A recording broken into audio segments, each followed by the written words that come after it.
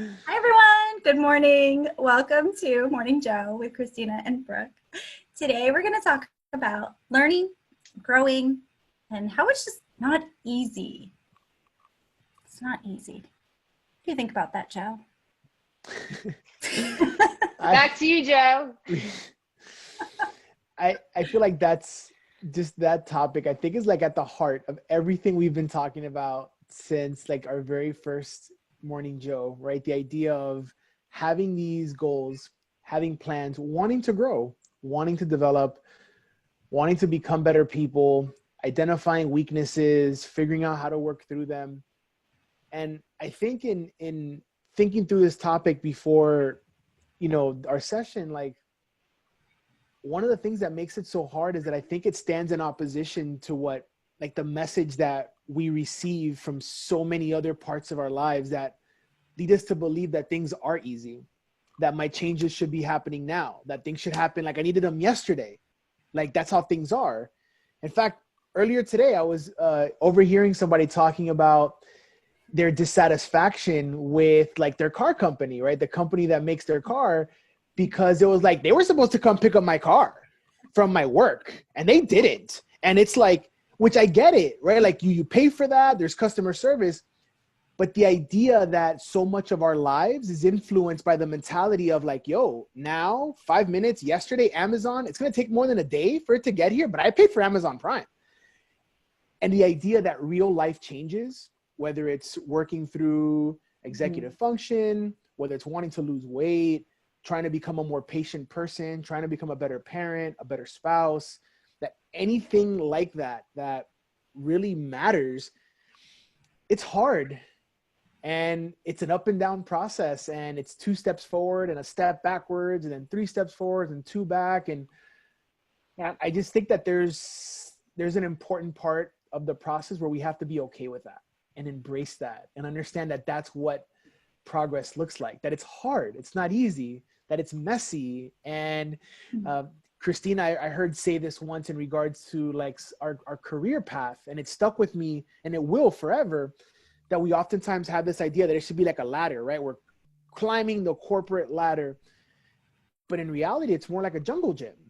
It's going a Ooh, I little like left and then that. crossing over to the right. And then, yeah, you might get to the part where, the stairs and you're able to go up, but then you're going to fall down the slide and go laterally. And I think that's kind of just a part of this conversation as well, is that it's not like, hey, tomorrow is going to be better than today. And that's it. Problem solved.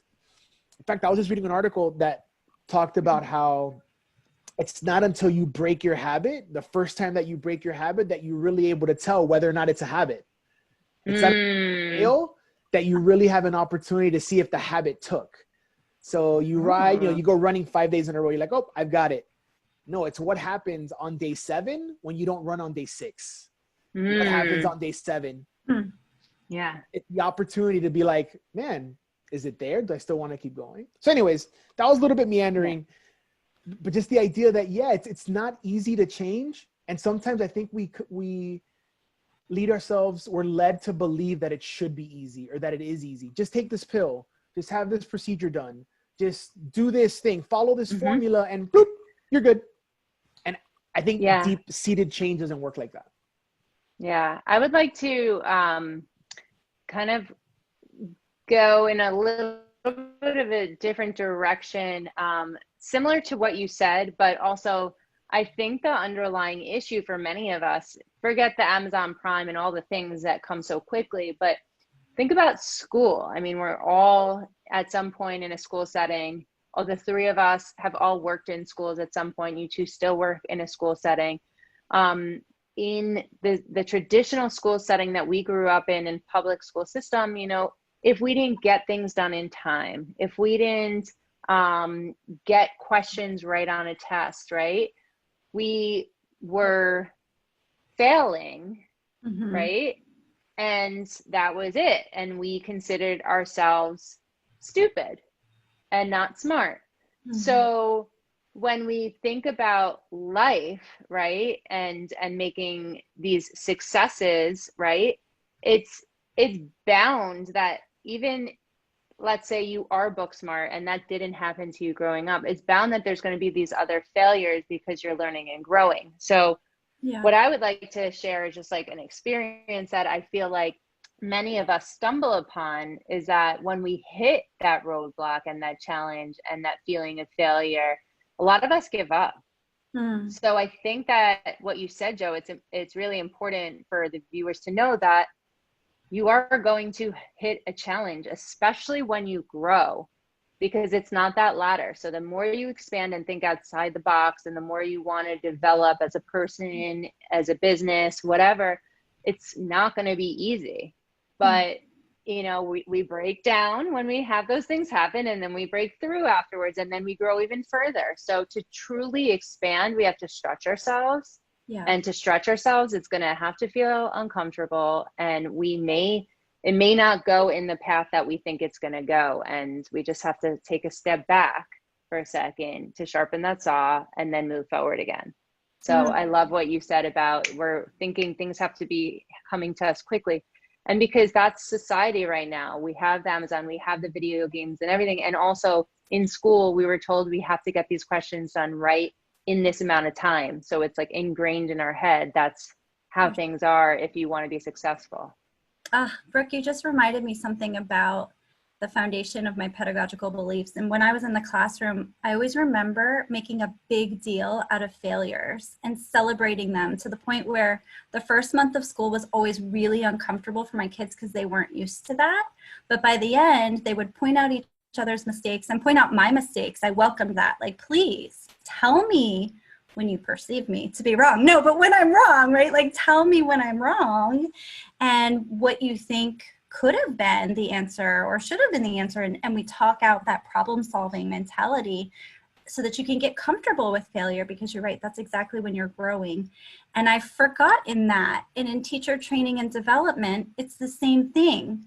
We didn't know why we do it certain ways until we've done it a different way, to sit, not even as black and white as right and wrong, right? Like, this way is more effective for these reasons. But when we do it in an effective way, let's celebrate that. Great. We just fell on our face. That's so awesome. Now we know how to get up. We're going to own it. We're going to call everybody involved. We're going to say we were wrong. And then we're going to tell them how we're going to get it right. Oh, I'd forgotten that. Yeah. And I would say it's interesting. They say that in teaching, especially, you can't master your trait for 5 years. But I would even challenge that, because if you're growing and you're learning all the time, you're never going to be the master of it, right? Because you're always expanding your knowledge. True. I think you guys said two things that just feed into themes that we're constantly going back to.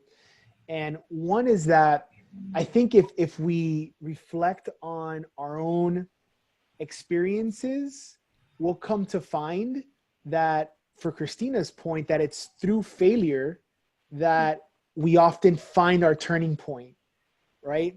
That we often like, man, I failed at this thing terribly. And for some reason, that failure was like the impetus to change, or it was the turning point for us.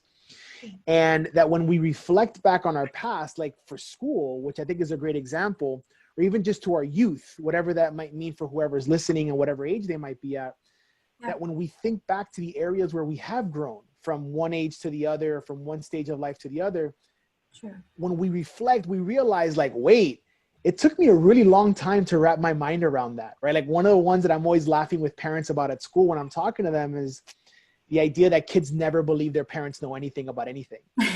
And how it takes them so long. And I often joke, I always tell them, man, it took me to like my 30s.